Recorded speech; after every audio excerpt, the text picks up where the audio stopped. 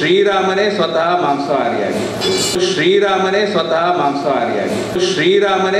ಮಾಂಸಾಹಾರಿಯಾಗಿ ಯಾಕಂದ್ರೆ ಕ್ಷತ್ರಿಯ ಸಮಾಜಕ್ಕೆ ಸೇರಿದವರು ಶ್ರೀರಾಮನೂ ಮಾಂಸಾಹಾರಿ, ಶ್ರೀಕೃಷ್ಣನೂ ಮಾಂಸಾಹಾರಿ. ಬೇಕಿದ್ರೆ ಬಗ್ಗೆ ಚರ್ಚೆ ನಡೀಲಿ. ಶ್ರೀಕೃಷ್ಣನೂ ಮಾಂಸಾಹಾರಿ, ಬೇಕಿದ್ರೆ ಬಗ್ಗೆ ಚರ್ಚೆ ನಡೀಲಿ. ಚರ್ಚೆ ನಡೀಲಿ. ವಿದ್ವಾಂಸರಿದ್ದಾರೆ, ಬೇಕಷ್ಟು ಜನ ಇದ್ದಾರೆ, ಇದರ ಬಗ್ಗೆ ಚರ್ಚೆಗಳು ನಡೀಲಿ. ಅದಕ್ಕೆ ನಾನು ಈ ವಿಚಾರವನ್ನು ಉದ್ದೇಶಪೂರ್ವಕವಾಗಿ ಹೇಳ್ತಿದ್ದೀನಿ.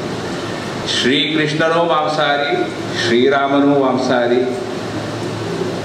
ವಾಲ್ಮೀಕಿಯೂ ಮಾಂಸಾಹಾರಿ. ಇವತ್ತು ಆಹಾರ ಪದ್ಧತಿಯ ಬಗ್ಗೆ ಬೇರೆ ಬೇರೆ ಚರ್ಚೆಗಳು ನಮ್ಮ ಭಾರತ ದೇಶದಲ್ಲಿ ಇರುವುದರಿಂದ ಇದು ಪ್ರಸ್ತುತ ಅಂತ ನಾನು ಈ ಸಂದರ್ಭದಲ್ಲಿ ಹೇಳಬಯಸ್ತೇನೆ.